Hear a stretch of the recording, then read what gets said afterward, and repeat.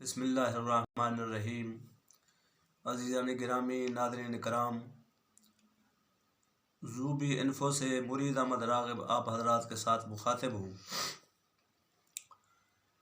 اس سے پہلے چند کلمات مرزا صاحب کے بارے میں پہلے بھی آپ کے سامنے پیش کر چکا ہوں، اور آج پھر لب کشائی کر رہا ہوں کہ مرزا محمد علی کہتا ہے کہ میں فلاں فرقے کے ساتھ متعلق رہا، فلاں کے ساتھ متعلق رہا، فلاں کے ساتھ، تو سب سے بیزاری کا اظہار کیا اس نے کہ سب سے میں اب بیزار ہوں، اور میں اب علمی کتابی ہوں۔ تمام فرقے غلط ہیں، بس علمی کتابی فرقہ جو ہے وہ بہتر ہے، اور میں علمی کتابی ہوں۔ تو عرض یہ ہے کہ مسلمانوں کو چھوڑنے کا اور الگ راستہ اختیار کرنے کا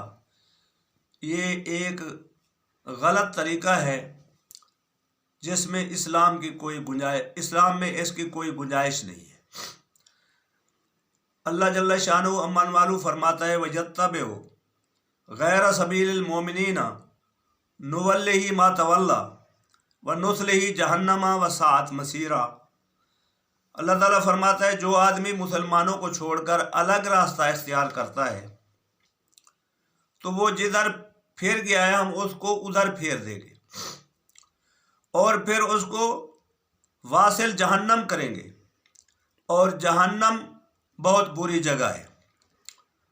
تو حضور علیہ الصلوۃ والسلام نے فرمایا اتبعوا سواد الاعظم فمن شذ شذ فی النار۔ جس نے امت میں سے بڑے گروہ کو چھوڑا تو پھر وہ گرا جہنم میں۔ اور اسی طرح نبی علیہ الصلوۃ والسلام نے فرمایا ید اللہ مع الجماع ومن شذ شذ فی النار۔ جس نے جماعت کے اوپر اللہ تعالیٰ کا دست کرم ہوتا ہے، جماعت پر اللہ تعالیٰ کا دست کرم ہوتا ہے، اور جو جماعت سے الگ ہوا اس نے اپنا علیحدہ راستہ اختیار کیا تو وہ جہنم میں گر جائے گا، کیونکہ فرمایا انما یاکل الذئب من الغنم القاسیہ۔ جو بکری ریوڑ سے جدا ہوتی ہے تو اس کو بھیڑیا کھا جاتا ہے۔ تو مقصد یہ کہ جو آدمی مسلمانوں کی جماعت سے نکل کر الگ راستہ اختیار کرے گا تو شیطان کا شکار بن جائے گا، شیطان کے لیے وہ لقمہ تر بن جائے گا۔ نبی علیہ الصلوۃ والسلام نے فرمایا فوالذی نفس محمد بیدہ لتفرقن امتی علی 73 فرقۃ فواحدۃ فی الجنہ۔ قالوا من هي یا رسول اللہ؟ قال ما انا علیہ واصحابی۔ حضور علیہ الصلوۃ والسلام نے فرمایا میری امت 73 فرقوں میں تقسیم ہو جائے گی، اور 73 میں سے ایک ناجی فرقہ ہوگا، اور اللہ تعالیٰ اس کو جنت میں داخل کرے گا۔ تو صحابہ کرام نے عرض کی یا رسول اللہ صلی اللہ علیہ وسلم وہ ناجی فرقہ جو ہے اس کی نشانی کیا ہے؟ تو آقا علیہ الصلوۃ والسلام نے فرمایا وہ میرے طریقے پر ہوگا اور میرے صحابہ کے طریقے پر ہوگا۔ اچھا، اب بات یہ ہے کہ صحابہ کا کیا عقیدہ ہے؟ تو صحابہ کا عقیدہ میں آپ کے سامنے عرض کر رہا ہوں کہ مسلم شریف میں حدیث پاک ہے وَعَنْ رَبِيعَ بن کعب رضی اللہ تعالی عنہ قال كنت أبيت مع رسول الله صلی اللہ علیہ وسلم فأتيته بوضوء حاجاته فقال لي سل قلت أسألك مرافقتك في الجنة قال أو غير ذلك قال هو ذاك قال فعني عليك بكثرة السجود۔ حضرت ربیعہ بن کعب رضی اللہ تعالیٰ عنہ فرماتے ہیں کہ میں نے ایک رات حضور علیہ الصلوۃ والسلام کی خدمت میں گزاری اور آپ کو ضرورت کی چیزیں پیش کرتا رہا، تو حضور علیہ الصلوۃ والسلام مجھ پر راضی ہوئے اور دریائے رحمت جوش میں آیا، اور آپ نے فرمایا اے ربیعہ جو مانگنا ہے مانگ لے۔ حضور علیہ الصلوۃ والسلام نے سوال کو مطلق رکھا اور یہ قید نہیں فرمائی کہ میں یہ چیز دے سکتا ہوں اور یہ نہیں دے سکتا۔ تو صحابی کا جو عقیدہ ہے وہ سامنے آ رہا ہے۔ اب صحابی کیا مانگ رہا ہے؟ صحابی کہہ رہا ہے یا رسول اللہ صلی اللہ علیہ وسلم میں آپ سے یہ سوال کرتا ہوں، آپ سے یہ مانگتا ہوں کہ مجھے جنت میں اپنی ہمسائیگی عطا فرما دے۔ تو حضور علیہ الصلوۃ والسلام نے فرمایا یہ تو تمہیں دے دی، اور اس سے علاوہ کچھ چیز کوئی دنیا میں بھی مانگ۔ تو اس نے کہا حضور دنیا کیا چیز ہے؟ دنیا کی مجھے ضرورت نہیں ہے، بس میرے لیے یہی کافی ہے کہ آپ نے مجھے اپنا ہمسایہ بنا لیا جنت میں۔ تو حضور علیہ الصلوۃ والسلام نے فرمایا فانی علیکا بکثرت السجود، اے ربیہ میرے قریب تو بڑے بڑے لوگ رہیں گے، انبیاء کرام ہوں گے، صدیقین ہوں گے، بڑے بڑے شہداء کرام ہوں گے، اور تم ہمارے قریب رہنا چاہتے ہو تو اس کے لیے البتہ تمہیں تھوڑی سی مشقت کرنی پڑے گی، اور وہ یہ ہے کہ سجدوں کی کثرت کر، یعنی مطلب یہ کہ اپنا مرتبہ بلند کر۔ تو مقصد یہ ہے کہ صرف فرض پہ نہ کھڑا ہو، واجبات پہ نہ کھڑا ہو، سنت پہ نہ، بلکہ نوافل پہ آ۔ تو اس طرح اس عقیدے کا کیا عقیدہ صحابہ کا کیا ظاہر ہوا؟ صحابہ کا عقیدہ یہ تھا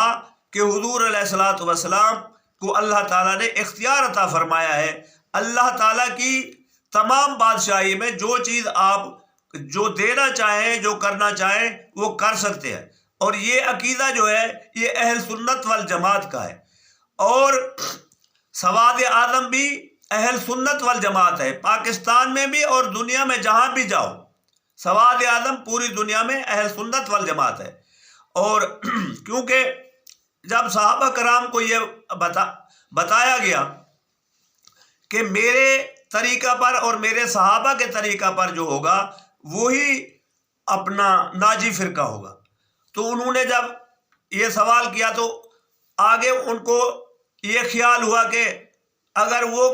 فرقے ہوں اور فرقوں میں سے کوئی کہے کہ میں وہ ہوں اور دوسرا کہے کہ میں وہ ہوں، تو حضور علیہ الصلوۃ والسلام نے فرمایا لا تجتمع امتی علی الضلالہ فاذا رأیتم اختلافا فعلیکم بالسواد العظم۔ تو حضور علیہ الصلوۃ والسلام نے فرمایا جب میری امت قیامت تک گمراہی پر کبھی جمع نہیں ہوگی، میری امت گمراہی پر ساری کی ساری کبھی جمع نہ ہوگی، تو لہذا جب فرقے بننے شروع ہوں تو اس وقت تمہیں لازم ہے کہ تم سواد اعظم کے ساتھ رہنا، وہی حق پر ہوگا، وہی ناجی فرقہ ہوگا۔ تو صحابہ کرام تھے سواد اعظم، پھر تابعین کرام اور ان کے پیروکار تھے سواد اعظم، پھر تابعین اور ان کے پیروکار تھے، اور اسی طرح اس کو پھر نام دے دیا گیا اہل سنت والجماعت کا۔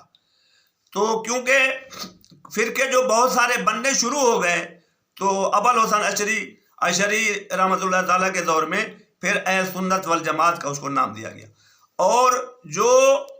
عقائد اہل سنت والجماعت کے ہیں وہی سواد اعظم ہے اور وہی کثرت میں ہے پوری دنیا میں۔ میں تو بہت سارے ممالک میں نے دیکھا ہے کہ کثرت میں جہاں بھی جاؤ اہل سنت والجماعت کے لوگ ہیں، دوسری کوئی جماعت نہیں۔ تو لہذا یہ جو کہتا ہے کہ بھئی میں تو کتابی ہوں اور میں اکیلا جو ہے میں سچ پر ہوں اور باقی جو ہیں وہ سب غلط ہے، تو عرض یہ ہے کہ نبی علیہ الصلوۃ والسلام نے فرمایا عن ابن عمر رضی اللہ تعالیٰ عنہ قال قال رسول اللہ صلی اللہ علیہ وسلم ان اللہ یبغض البلیغ من الرجال الذی یتخلل بلسانہ کما یتخلل البقرہ الخضروات۔ یعنی حضرت عمر رضی اللہ تعالیٰ عنہ فرماتے کہ نبی علیہ الصلوۃ والسلام نے فرمایا اللہ تعالیٰ اس صاحب بلاغت کے ساتھ، اللہ تعالیٰ اس صاحب بلاغت کے ساتھ بغض، اللہ تعالیٰ کو اس کے غصہ ہے اس پر جو اپنی زبان سے لپیٹتا ہے باتوں کو جیسے گائے لپیٹتی ہے اپنے چارہ کو، اور یہ 1400 سال پہلے کی بات ہے اور ہم اس کو دیکھ رہے ہیں، بالکل یہ حدیث اس پر پوری فٹ آتی ہے، اور یہ آدمی بالکل اسی طرح کا یہ کلام کرتا ہے۔ تو عرض یہ ہے کہ یہ تو ایک بات ہوئی، اور حدیثیں تو بہت ہیں جو اس پر فٹ آتی ہیں، اور دوسری ایک حدیث ہے وَعَنْ کعب بن مالک قال سمعت रसूल अल्लाह सल्लल्लाहु अलैहि वसल्लम यकूलो मन तालिबल इल्मा लियुजारी बिही अल उलमाओ और लियुजारी बिही अस्सुफहाओ व यसरफो बिही वजूहन नास इलैहि अदखलहुल्लाहु अन्नार। तो हज़रत काब बिन मालिक रज़ी अल्लाह ताला अन्हु फरमाते हैं कि नबी अलैहिस्सलातु वस्सलाम ने मैं सुना, आप फरमा रहे थे कि जो आदमी इल्म हासिल करे इस नीयत के साथ कि मैं उलमा के साथ तकरार करूं और जो जाहिल हैं उनके ऊपर अपनी धाक बिठाऊं और लोगों को मरूब करूं, तो ताकि लोगों के रुख मेरी तरफ हो जाएं और मेरे फॉलोअर बड़े हो जाएं और मैं बहुत मशहूर हो जाऊं दुनिया में। तो फरमाया अदखलहुल्लाहु अन्नार, तो अल्लाह ताला ऐसे आलिम को जो आप फ़ख्र करे, गरूर करे और अपने आप को सबसे ऊंचा, भाई वो गलत है और मैं सब कुछ हूँ, तो नबी अलैहिस्सलातु वस्सलाम ने फरमाया अदखलहुल्लाहु अन्नार, ऐसे आलिम को, ऐसे आदमी को अल्लाह ताला दोज़ख में दाखिल करेगा। तो इस आदमी को चाहिए कि ये सवाद आज़म के ऊपर कोई बात ना करे, और पहले तो चाहिए अगर इसको अपने ईमान की ज़रूरत है और आखिरत की ज़रूरत है तो इसको सवाद आज़म के साथ जुड़ना चाहिए, अहले सुन्नत वल जमात के साथ आना चाहिए, ना कि इसको अब वो एक बच्चा कह रहा है मैं जी इसकी तरफ से अपना मुबाहसा करने के लिए तैयार हूँ, अगर मुफ्ती साहब से लिखवा के लाएं, तो ये इससे तो ये मालूम होता है कि ये आदमी असल में झूठा है, ये गैर मुक़ल्लिद है और इसने बहाना बनाया हुआ है कि मैं एक जमात के साथ मुतालिक नहीं हूँ, बल्कि ये उसके साथ मुतालिक है। और फिर ये अब एक उनकी तो कोई इतनी गलतियाँ नहीं निकालता, और जो गलतियाँ हैं सब वो निकाल रहा है दूसरों में, यानी देवबंदियों में निकालता है और अपना अहले सुन्नत वल जमात में निकालता। तो लिहाजा जो है मालूम यही होता है कि इसने एक ढंग बनाया है और एक गलत तरीका इख्तियार करके लोगों को धोखा देकर, और जो आदमी धोखा देकर कोई दुनिया में काम करता है तो मन गश्शा नासा लैसा मिन्ना, जो आदमी लोगों के साथ धोखेबाजी करता है तो हुज़ूर अलैहिस्सलातु वस्सलाम ने फरमाया हम में से नहीं है। तो लिहाजा ये आदमी बिल्कुल गलत आदमी है, और जो लोग इसकी बातें सुनकर इसकी बातों में आते हैं वो सारे या तो जाहिल हैं या फिर उन लोगों को दीन का कोई मुताला नहीं है और वो लोग सच और झूठ में परख नहीं रखते। तो लिहाजा ये आदमी गलत है, ये झूठ बकता है, इसकी कोई बात भी दुरुस्त नहीं है। अल्लाह ताला हमें सबको इसके फरेब से बचाए, अहले पाकिस्तान को इस फितने से अल्लाह ताला बचाए। वमा अलैना इल्लल बलाग।